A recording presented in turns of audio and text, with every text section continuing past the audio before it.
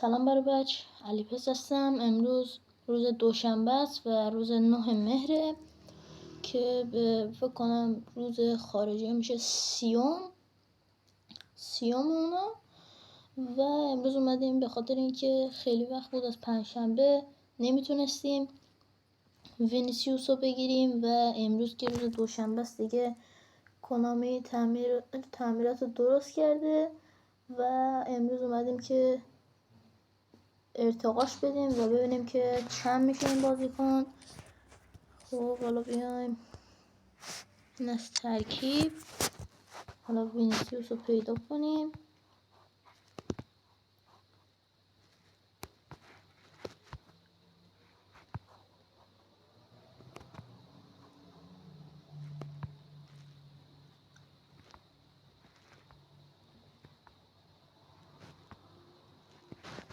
باید سرچ بزنیم. خب لیگ و لیگ اسپانیا رو میزنیم. خب وینیسیوس کجاست؟ آها راستی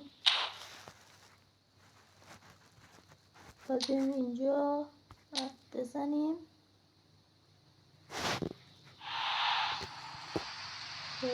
وینیسیوس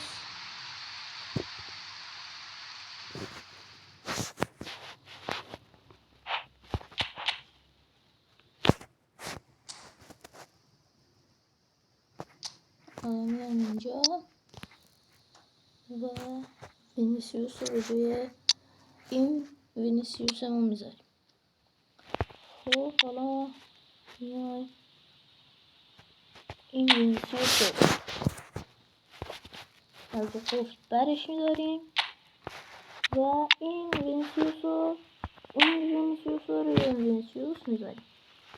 خب اینجا وینیسیوس رو پیدا کنیم.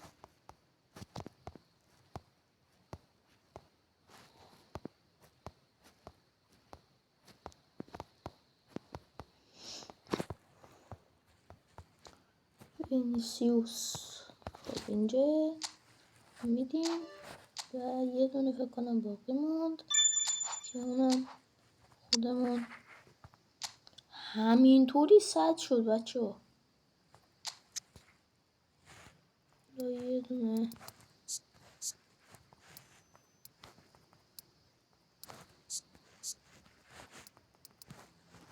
خب و تمام 1148 که این هم میشه 101.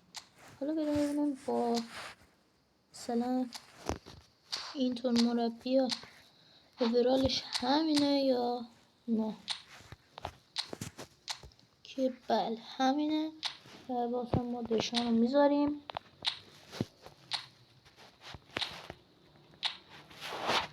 خب بچه ها حالا بریم آمارش رو بررسی کنیم.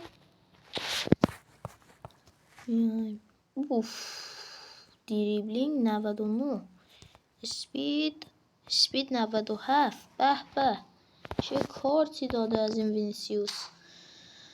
خب بچه ها ممنونم که این ویدیو رو تا اینجا نگاه کردید و بچه ها این ویدیو رو حتما لایک کنید، چنل منو ساب کنید و زنگوله بغلش هم فعال کنید که هر وقت ویدیو جدید گذاشتم با خبر بشید. و تا ویدیو بعدی خدا یار نگهدار.